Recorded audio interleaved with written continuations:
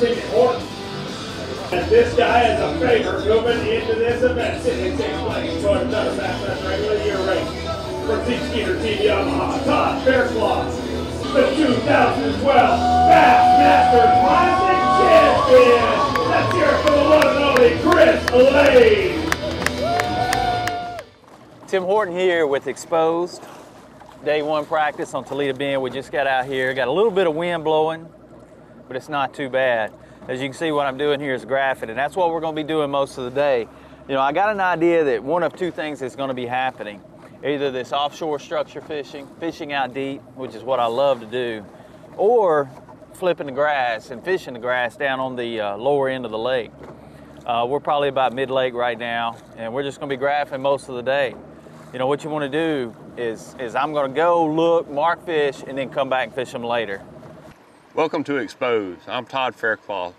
We're here at Toledo Bend on the Bassmaster Elite Series, day 2 practice. Yesterday I fished north, mid-lake to North Lake, and fished deep out offshore, and you know, caught a few fish, but I really didn't find what I was looking for.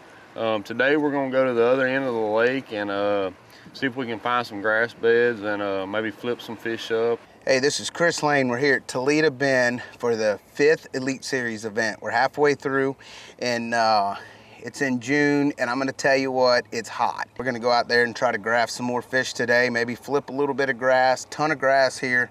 First things first, sunscreen, sunglasses, and we'll get out there and get ready to go.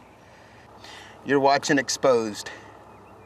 So we'll just dawdle around, find out where the bait fish are, see which side of the ledge they're holding on, and then turn around and you know, you can see here we went from 12 to 18. You know, you got some grass, looks like grass growing down there. You got a lot of stumps in here, so you got to really pay attention the whole time. See if we can't find a ball of fish around here.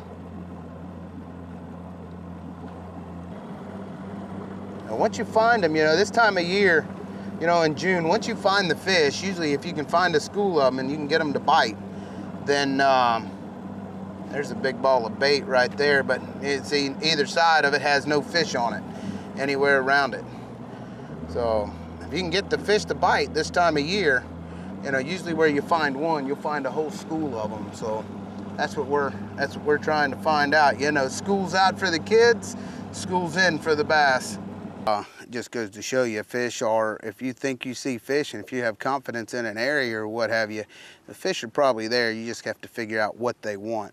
So that's probably one of the biggest things that practice is for, is trying to figure out what bait, what depth, what size, what color. And that'll give you your best opportunity during practice, because you can go out there and you can catch a fish on say a green crankbait. There might be a whole school of fish there that want a white crankbait. So, you know, you change it up a little bit and try to figure out, okay, what's going to give me my most bites right now? And that's kind of, you know, what practice is for, and what I kind of, you know, really key in on throughout practice. I tell you, Chris has just been on fire coming into this tournament. Of course, he's the reigning Bassmaster Classic champion as this event goes along. And not only that, I mean, won tournaments in Florida. He's just been as hot as they come here lately. So I'm anxious to see what Chris has got going on a fabulous lake. Now, see, we're playing a little defense. You got a boat behind me, and these fish are schooling. So on the back side of me, so I'm going to take the boat and turn it, you know, just to where if they come up right there like that, he can't see them.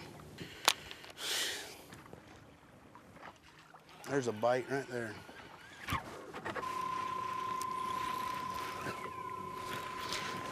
There's one right there. Nope, he come off. Oh, there he is, another one got it. Little guy.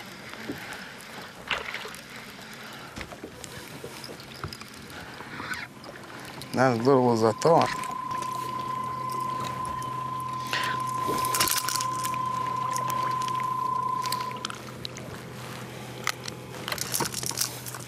I'm hiding, not from you, from the guy in front of me. Man, that's a keeper fish, you know? I mean, I think you could. You know, sometimes you go into an event with a preconceived notion you're going to catch them like Todd did here out of the grass. But look how quickly he's made an adjustment, and he is starting to put something together on this crankbait.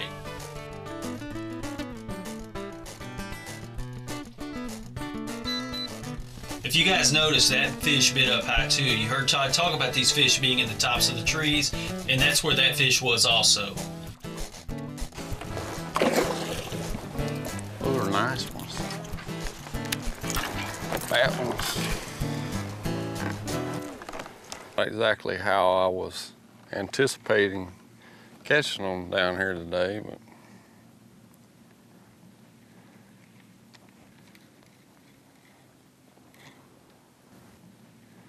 you can't always catch them how you want to catch them.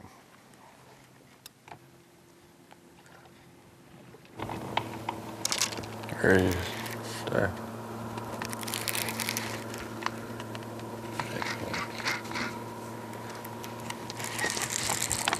He ain't gonna let go of it.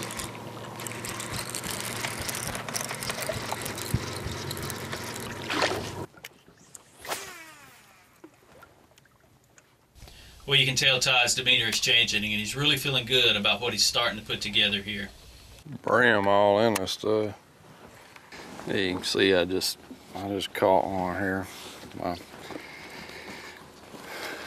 See the salad come up here, and that's right behind the boat there. I just caught about a 2-pounder there. That was the grass. Come down to this area of the lake, and it's definitely by far the best looking grass I've seen anywhere on the lake. It's deep grass. It's, you know, it's the right stuff. Had 5 bites since we've been in here. In that deep flipping grass, and you can really find a load of them. He ain't gonna shake off either.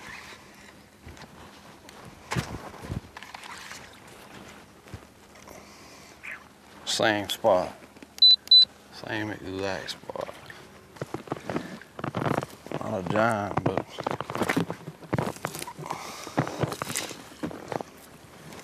I like it. Yamamoto flapping haul. You want something to fall real fast going through that grass because it's real deep, water's pretty clear, and you're just trying to get a reaction back.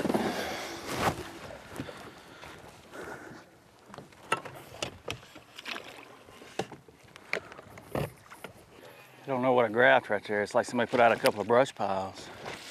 You know, it's funny, you would think in all this standing timber that brush piles wouldn't be effective, but we had a tournament here, a PAA tournament several years ago, that I just train wrecked them out of a brush pile somebody had put out. I guess, you know, all this pole timber just don't have as much cover as what a big gnarly brush pile does, I guess.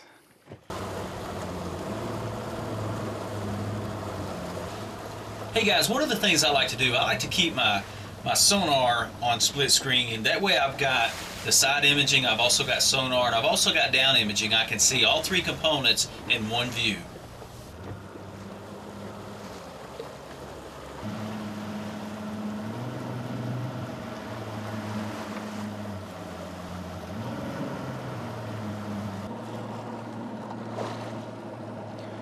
You know, we've probably, here it is 10 o'clock, and we've probably only made 20 casts today, maybe 30. But I've marked about 7 or 8 places already that I've seen them on. And we're gonna go back and start hitting some places here in a little bit. It does not bother me at all that I hadn't made many casts or have not caught a fish. I've got a good idea of what's gonna happen in this tournament. And I wanna just keep looking. I can cover a lot more water with this depth finder than I can with my rod and reel. So I'm just gonna keep looking until I find them. Mark as many places as I can, then this evening we're gonna go to hitting a bunch of them. No? Oh, that's a good one too. That is a good one. First place, I've really graphed them now that I got down on this end. Got a boat close by, but it's my buddy Scroggins, so it ain't no big deal. Well, that's a good one right there, guys. That is what you want.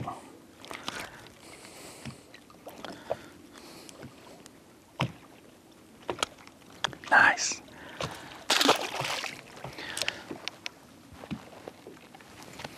You know, once you've looked at a few of them, we got bit in that other area, caught one, had another bite. I'll tell you what's pretty cool, we were here last year, and I found all these brush piles last year and had probably the best practice day I've ever had out of them. And then the tournament came and it blew so hard you couldn't even sit out here. And but it's pretty cool, they're still in them. Good to keep your waypoints from the year before. That is for sure.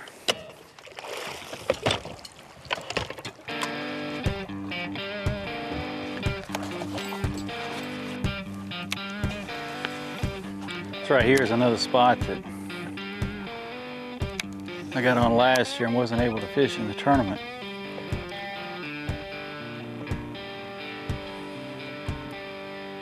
Water's up about 5 foot from last year. This is maybe a little bit on the deep side.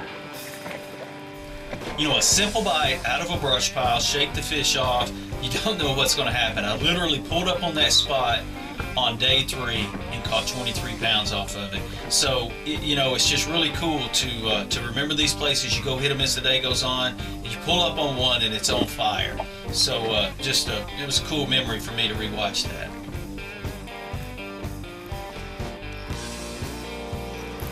There we go. There we go. That's a good one. That's a good one. Nice.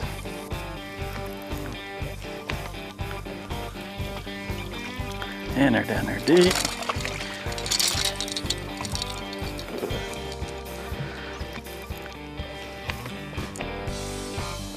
Grabbed a bunch of them to have only caught that one.